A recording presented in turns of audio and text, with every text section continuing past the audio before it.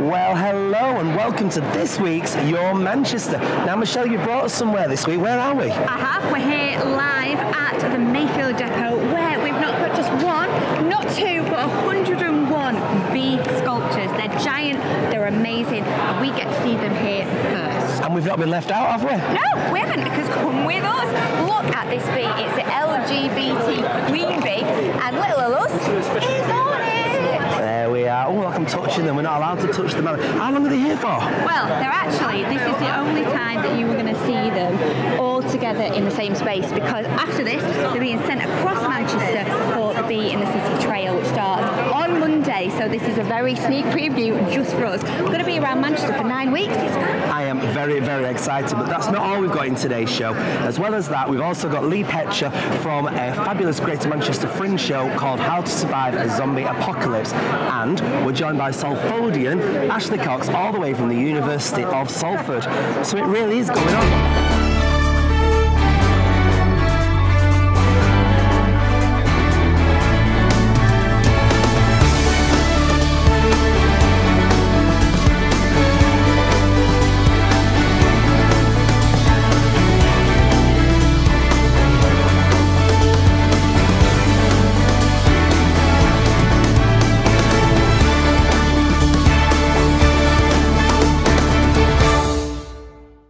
There's so many people here today checking out these gorgeous bees, and of course we're joined again by Mr. Tony Cooper, who was one of our episodes earlier on, and he's got a little special plaque on the queen bee. On the queen bee, on the LGBT. Not just for Ombar, but you've done it also for our gorgeous Jack as well. Yeah.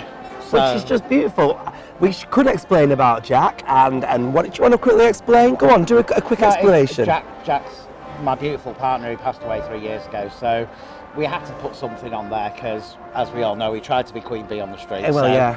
So absolutely, we needed to put him on there. And what's great about that is that's going to be in Sackville Gardens, so you can see it on the trail.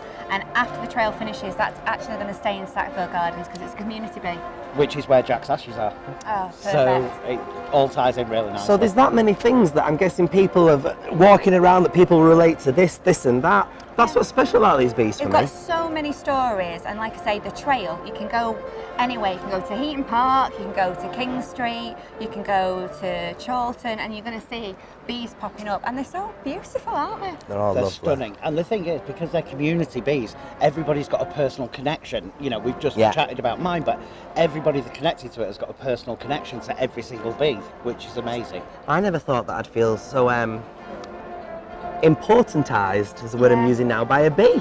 No, exactly, and it is synonymous with Manchester, isn't it? This is a work of bee, and this is what Manchester is all about. It's our symbol, and it's great that we actually are going to be owning it with this being the City Trail, so I love it. That's excellent. So we're now here joined by Mr. Carl Austin, the former Lord Mayor of Manchester and the creator of this particularly fantastic LGBTQ plus the bee. It's absolutely fantastic. First of all, what's the importance of these bees to you? Oh, I mean, it's amazing the fact that we've managed to come up with a bee that represents our community. There's going to be over 100 bees going across the city, as you know. And you'll remember from episode 3, I think, of the show, when we came in and spoke about this, and at the time it was just an idea. I was still starting through the crowdfunding, because basically we had to raise about 8 grand to make this happen. Wow. And within about 3 or 4 weeks it happened.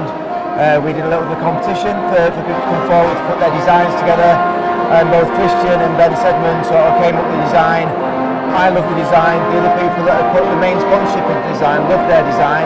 We wanted to make it a little bit different, we wanted it to be glitter, we wanted it to be sparkling, we wanted it to be inclusive of our community, and that's what they've delivered. It's brilliant. And what was the idea behind this bee? It's as gay as possible. Gay as possible. It certainly is, isn't it? Eh? But it has so much meaning, and what I think for me personally, and also for the community, is the fact that there's over 50 people that are a part of this bee. If not, you know, there's even more, because there's businesses that are involved that employ a lot of people. So even though we've got like 50 names around there, you're probably looking at about 500 or 600 people that have actually got a connection within the heart of Manchester's Gay Village, within the community, especially having the pride flag that means so much to so many people. On the back of it, we've got the equality, diversity, inclusivity, and love is love, as well as all the other flags that represent the LGBTQI spectrum within the whole of our community. How do you survive a zombie apocalypse? Here's two people to tell us exactly how. We've got the lovely Tobias Christopher. Yes, and we've got the lovely Lee Petchy, and they're joining us in between all these gorgeous bees. Yes. Now what is this then? It seems a strange thing to talk about when we're surrounded by so much life. To talk about zombiness. There's no actual zombies in the play. The zombies are just a metaphor for life, certain life experiences that you go through that you have to conquer and overcome just in order to move on. Ah, so it's metaphorical. Metaphorical zombies. And are you starring in this then, Lee? Are you in it yourself? I'm starring in it, and so is my good friend Toby over there. Tobias. Tobias. Yes, now tell me who you play then. I play Phil Middleton, a middle-aged school teacher who meets the young man Mark. Through a series of events, they build up an unlikely friendship. Let's just say that. And the zombie apocalypse theme runs throughout the whole play, and as Lee's correctly told you, it's a metaphor for how people deal with the trials and tribulations of the journey of life. And it's about the journey rather than the destination. Oh, I like that. I knew you'd like that. Like the journey of the bees. I know, I absolutely really do like it. And so did you come up with this then, Lee? Have you wrote this? I've not. It's a good friend of mine called Jonathan Hall, here, a writer from Bradford, and he's written quite a few plays. He's won a lot of Edinburgh Fringe Awards, plays and stuff like that. And we got chatting one day, and I'd read his play, How to Survive a Zombie Apocalypse, and just absolutely fell in love with it. And I said to him there and then, I need to put it on. He's like, here's the script, do what you want with it. So I set up my own theatre company along with Jonathan. We recruited Toby in, and the rest, as you say, is history. I love the way he just says, oh, I just set up my own theatre. Yeah, just like that. That's a really big easy. deal. That's fantastic. So what do we expect for people to come and see when they come and watch this then? It's a wonderful story, it's well written, and it actually gives people, I mean, people can take away what they want from it, but for me, what I would be taking away from it is how we deal with life, because life is very difficult, and it's what you do with them, how you negotiate those, and it's how these two people negotiate their own respective problems through life. I'm really keen on this. Yeah, well, where's it on? It's on at the King's Arms in Salford. Okay, cool. Yeah, Thursday, Friday, the 19th and 20th at 7 o'clock, and Saturday at 2:30. No, 2 o'clock. Is it 2 o'clock now? 2 o'clock. That's How to Survive a Zombie Apocalypse. Well, we are here with an icon, and I'm not talking about Belinda. I'm talking about Hilda Bugden Bee, based on the lovely Hilda Ogden from Coronation Street. It's going to be at King Street from Monday, but it's here with us now. It's fantastic, and I know one person that's sadly stuck in the studio would absolutely love this. Could it be our Hayley? Is this one of her mates? It's probably one of her best friends, yeah. Let's hand over to her and see what she's got to say. She brings us this week's Soap Gossip. Hi, I'm Hayley and welcome to Soap Corner. Now it's going to be short and sweet this week because I'm actually treading the boards in Manchester, and I'm soon off to the theatre because I'm appearing in Up the Bunting. Now, so we're going to kick off with EastEnders this time, and it's actually been revealed that Bonnie Langford will be leaving the show after 4 years. That storyline's going to air at the end of this year, but we've been promised much, much more drama before she does go. Now over to Oaks, and Diane and Tony are facing a devastating decision. They are told that Dee Dee must undergo possible fatal treatment, but they decide the treatment is far too risky. On Friday, though, Zach struggles to hide his true feelings for Holly. Will he confess? Watch and see. Now that's it from me. Next week I've got my actor friend Louise Wilson on the show with me, and she'll be chatting Coronation Street and other gossip. Bye. So where have you brought us now then? Well, I'm just looking at this map, and I thought I'd bring you to this bee that I'm slightly attached to. And for what reason?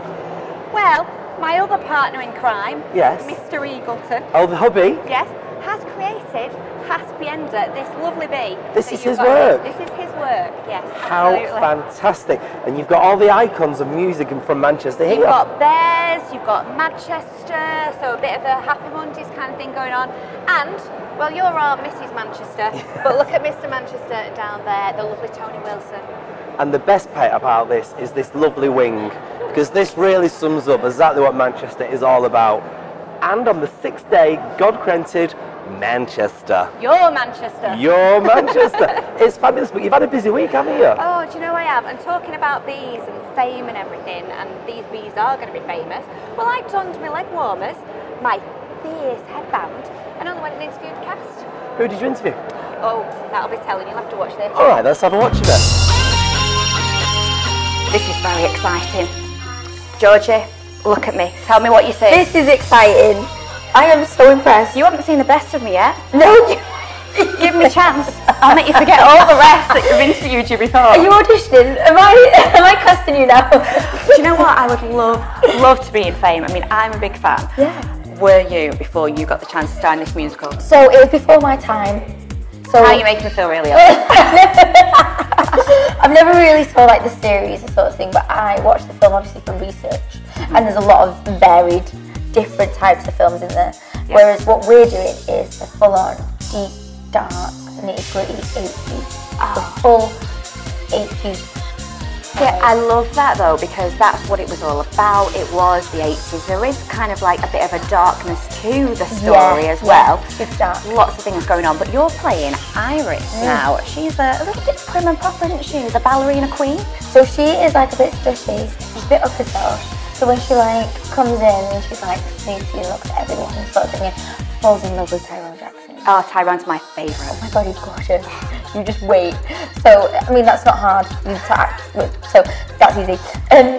But then she also, there's this sort of racial thing about how a white girl and a black boy back in the day would never have been seen together, or that would have never have happened. And so there's a big moment of how he expresses about how hard it is in his day-to-day life of becoming a dancer and all this kind of stuff. And Iris Kelly, she doesn't understand, and she just thinks, stop being an idiot. No. Yeah, life is easy. Yeah, so there's really deep issues like that sort of thing that still are around today, which is super sad, isn't it? But it deals with a lot of things like that, and that is sort of our journey together, which just ends up in the most gorgeous padded.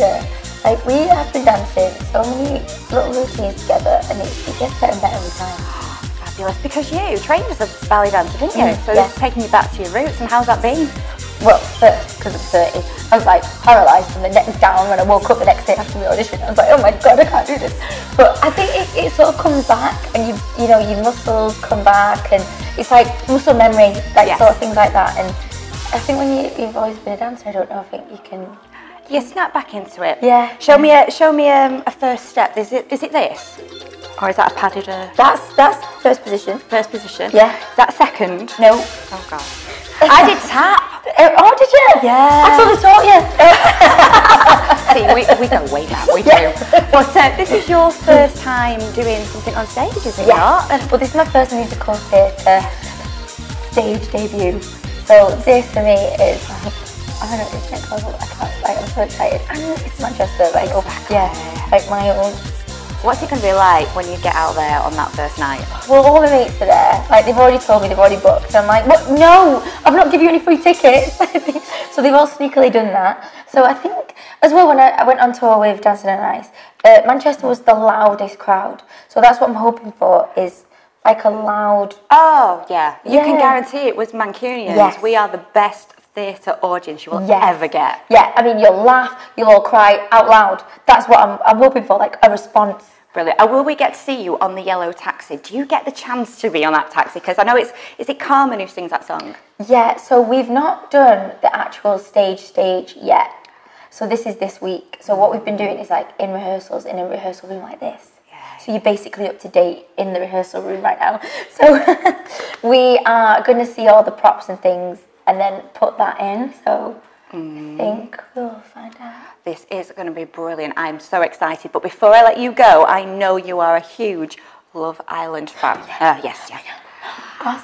It's coming to an end. I don't know what we're going to do. No, I've been in a relationship with every single one of those couples that they don't know about it, obviously. I've missed all my friends. Adam, I don't speak terrible. To them. Adam, still fit though. Yeah, still fit. Just don't get Wouldn't with him. say no. Yeah, but yeah, you'd want to be the one to say no. Exactly. Megan. Gorgeous, but... She's not a girl's girl. She's not. No. That doesn't make sense to me. Who's going to win? Danny and Jack, aren't they? I think so. Yeah. I like New Jack though. Oh, yeah, it's all right. Laura's, no. Laura? No, Danny and Jack. Danny and Jack. Anyway, tell us, when can we catch you in Fame before we go? So it opens on the 20th of July and it's there till the 28th. Yay.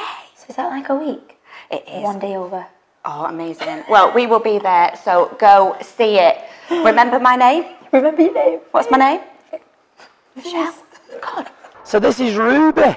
Oh, it is. Ruby sponsored by Nando's. I am loving this because because we are getting this sneak preview. Obviously the trail starts on Monday for 9 weeks in Manchester, and it's not just a paper map that takes you around the trail. Oh, what else is there? You can actually download an app if you're a bit tech savvy. Are you a bit tech savvy? I try to be. Yeah, so you can download it, collect the bees, and then actually there's some rewards as well on the way. Oh, is there? Like a bit of a reward. So we're going from Ruby to Bebop or Raver Bee because we're now joined by Salford University. And of course, our very gorgeous Ash, who many of you might recognise from a previous incarnation that we did called Being Belinda, and she's joined by the very gorgeous Marion Ingrid Hillcoat. Now that's the name, isn't it? Well, it's a bit of a mouthful, but yeah, you're here for a reason. Tell us a little bit more about it. So there are a group of students, first, second, third years and graduates, who are all going to Edinburgh to perform a comedy show. To the Edinburgh Fringe Edinburgh Festival. Fringe Festival. One lady that's here now has been observing me for a good few years. Oh, poor you. At one point she was my assistant, and she's just gone from strength to strength to strength to strength, and she's now at Salford Uni, aren't you? And how did you pick the cast to take to Edinburgh? So we did an audition day.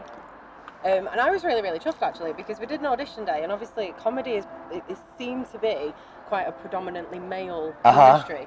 So we did an audition day, and there were so many female comedians that came.